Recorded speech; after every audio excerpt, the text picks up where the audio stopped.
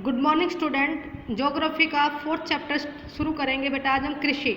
ठीक है, तो इसमें कृषि की दृष्टि से भारत एक महत्वपूर्ण देश है। यानी कि कहने का मतलब ये है कि अगर हम कृषि मीन्स खेतीबाड़ी करना, हम कृषि करते हैं तो हमारे देश में लगभग 90% लोग कृषि खेतीबाड़ी में संलग्न हैं, यानी कि काम करते हैं। इसकी 2/3 जनसंख्या कृषि कार्यों में संलग्न है। ठीक है, 2/3 जनसंख्या है वो लगभग कृषि के अंदर, यानी पूरी तरह से ही कृषि के ऊपर डिपेंड है, सिर्फ वो खेतीबाड़ी ही करते हैं। कृषि एक प्राथमिक क्रिया है जो हमारे लिए अधिकांश खाद्यान्न उत्पन्न करती है। यानी कि कृषि एक हमारे प्राइमरी सेक्टर की प्रक्रिया है जिससे हमारे लिए खाने के लिए खाद्यान्न उत्पन्न होता है। जो भी कोई भी अनाज होता है वो हम कृषि के द्वारा ही उत्पन्न करते हैं। सब्जियां हो, फ्रूट्स हो वगैरह, ये सारे कृषि के अंदर ही आती हैं। खाद्यान्नों के अतिरिक्त यह विभिन्न उद्योगों के लिए कच्चा माल भी पैदा करती है। ठीक है, अब जैसे हमने 9th क्लास में पढ़ा था, प्राइमरी सेक्टर होता है, सेकेंडरी सेक्टर होता है ना, उसके अंदर, और इसके अंदर हमने इकोनॉमिक्स के अंदर भी पढ़ा था। तो उसमें क्या कह रहा है, जो खाद्यान्न के अतिरिक्त ये विभिन्न उद्योगों के लिए कच्चा माल पैदा करती है। यानी जैसे हमने आलू बना लिए, आलू के हम चिप्स, आलू तो पैदा हो गए ना, यानी कृषि का कर लिया, फिर उसके चिप्स बनाने हैं तो वो फैक्ट्री में सेकेंडरी सेक्टर में काम के लिए कच्चा सामान हो गया ना। इस तरह से जो खाद्यान्न के अतिरिक्त ये विभिन्न उद्योगों के लिए कच्चा माल पैदा करती है कृषि। इसके अतिरिक्त कुछ उत्पादकों जैसे चाय, कॉफ़ी, मसाले इत्यादि का भी निर्यात किया जाता है। इसके अलावा यहाँ पर हमारे चाय, कॉफ़ी, मसाले आदि का भी निर्यात किया जाता है। यानी कि हमारे यहाँ पर चाय, कॉफ़ी, मसाले के लिए हमारा देश तो पहले से ही प्रसिद्ध है, और जब हम अंग्रेज़ों के गुलाम बने तब भी हम वहाँ पर, अंग्रेज़ पहले हमारे देश में व्यापार करने के लिए ही आए थे, और जिससे हम लास्ट में उनके गुलाम बन गए। ठीक है, अब हम पढ़ेंगे कृषि के प्रकार। ठीक है, कृषि हमारे देश के प्राचीन आर्थिक क्रिया है। पिछले हजारों वर्ष के दौरान भौतिक, पर्यावरण, प्रौद्योगिकी और सामाजिक सांस्कृतिक रीति रिवाजों के अनुसार खेती करने की विधियों में सार्थक परिवर्तन हुआ है। यहाँ पर क्या कह रहे हैं, देखो, कृषि है ये हमारे प्राचीन, यानी कि पहले हमारे यहाँ पर टेक्नोलॉजी का, उद्योग का कोई भी विकास नहीं हुआ था। उस समय में हम क्या करते थे, कृषि से ही अपना जीवन गुजारा करते थे। ठीक है, अब पिछले हजारों वर्षों के दौरान क्या हुआ, चेंजमेंट, भौतिक, पर्यावरण के अंदर चेंजमेंट आया, हमारे पास टेक्नोलॉजी आई, प्रौद्योगिकी मानी टेक्नोलॉजी आई, और सामाजिक सांस्कृतिक रीति रिवाजों के अनुसार खेती करने की विधियों में सार्थक परिवर्तन हुआ। यानी कि हम जो अपनी खेती करते हैं उसके अंदर बहुत ज़्यादा चेंजमेंट आए। पहले लोग खुद, यानी कि लाइट नहीं थी, उसके बाद लाइट का इन्वेंशन आया, व्हील नहीं था, है ना, पहिए का इन्वेंशन आया तो मशीन बनी, और पानी के लिए भी जैसे लाइट आने के बाद हम सिंचाई का काम करते हैं, तो जिससे हम फसल का उत्पादन ज़्यादा अधिक मात्रा में ले सकते हैं। पहले हमारे पास, यानी कि हर साल आप देखते होंगे कि आपके पास ये जो ज़मीन है, उस ज़मीन में आप जितनी पैदावार लेते हो तो अगले साल उससे ज़्यादा लेते हो, हर साल बढ़ती जा रही है। तो हम ये हमारे नई टेक्नोलॉजी के विकास से, नए बीजों के, है ना, रासायनिक उसमें खाद डालते हैं, इसकी वजह से हम उत्पादन ज़्यादा लेते जा रहे हैं। पहले इतना उत्पादन नहीं होता था।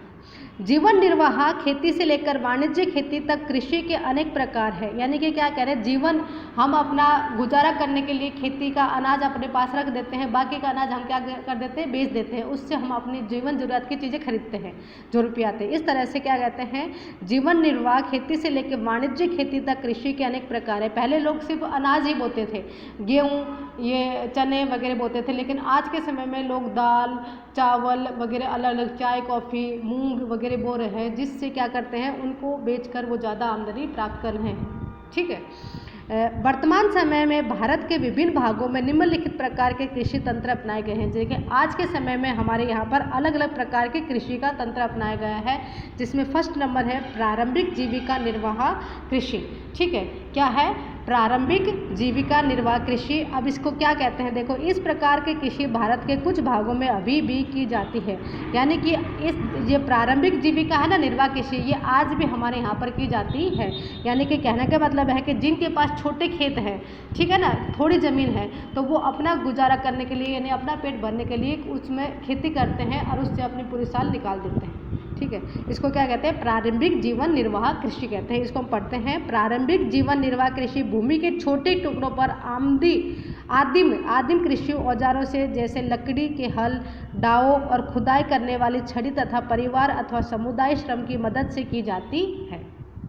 अब इसमें क्या कह रहे हैं बेटा, देखो, प्रारंभिक जीवन निर्वाह कृषि किसको कहते हैं? भूमि के छोटे से टुकड़ा, जमीन का हमारे पास छोटा सा टुकड़ा हो।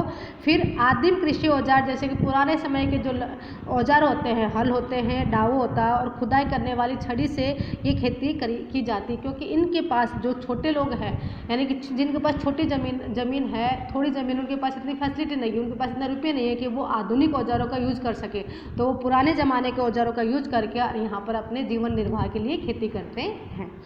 इसके बाद कह रहे हैं कि इस प्रकार की कृषि प्राय मानसून, मृदा की प्राकृतिक उर्वरता और फसल उगाने के लिए अन्य पर्यावरणीय परिस्थितियों की उपयुक्त पर निर्भर करती है। कि यहाँ पर क्या करते हैं, इस प्रकार की जो कृषि होती है ना, तो ये सिर्फ किसके ऊपर, उनके पास खुद के कुएं नहीं होते हैं, तो वो मानसून के ऊपर ही निर्भर रहते हैं, बारिश आएगी तभी वो पानी दे पाते हैं उसमें। फिर मिट्टी का प्रकार किस प्रकार है, यदि मिट्टी अच्छी होगी, पानी बारिश अच्छी मिल जाएगी तो उनकी फसल अच्छी होगी, नहीं होगी तो फिर उनकी फसल भी अच्छी नहीं होगी। इस तरह से ये पर्यावरणीय परिस्थितियों के ऊपर हमेशा निर्भर रहते हैं। जो प्रारंभिक जीविका निर्वाह कृषि है ये किसके ऊपर निर्भर रहती है? पर्यावरण के ऊपर निर्भर रहती है। उनकी परिस्थिति कैसी है, यदि बारिश अच्छी होती है और उनकी ज़मीन अच्छी है तो पैदावार अच्छी होगी, अगर बारिश नहीं होती, सूखा पड़ता है, तो वहाँ पर वो पैदावार अच्छी नहीं। ऐसे नहीं कि उनके पास खेत है और उसमें से पानी दे देंगे, सिंचाई कर लेंगे, ठीक है। तो ये जो प्रारंभिक जीविका निर्वाह कृषि होती है ये पर्यावरण पर निर्भर रहती है। उसके बाद यहाँ क्या कह रहे हैं, ये कर्तन दहन प्रणाली स्लैश एंड बर्न कृषि है, ठीक है।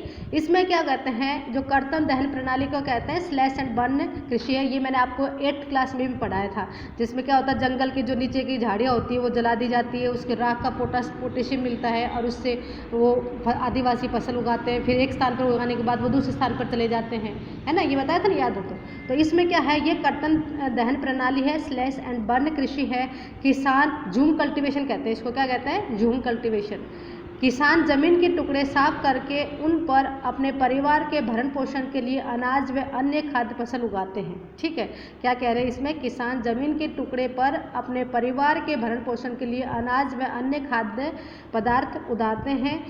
जब मृदा की उर्वरता कम हो जाती है तो किसान उस भूमि के टुकड़े से स्थानांतरित हो जाते हैं, यानी कि जब मृदा की उर्वरता यानी मिट्टी की जो उपजपन है ना वो कम हो जाती है, एक बार या 2 बार आप फसल उगा लो फिर उसमें खाद डालना पड़ता है, इनके पास खाद होता नहीं है, तो वो स्थान को छोड़कर, स्थानांतरित माने उस स्थान को छोड़कर दूसरे स्थान पर चले जाते हैं और कृषि के लिए भूमि का दूसरा टुकड़ा साफ करते हैं और उसके बाद फिर वो दूसरे स्थान पर जाने के बाद वो खेतीबाड़ी के लिए दूसरा टुकड़ा साफ करेंगे। कृषि के इस प्रकार के स्थानांतरण से प्राकृतिक प्रक्रियाओं द्वारा मिट्टी की उर्वरता शक्ति बढ़ जाती है।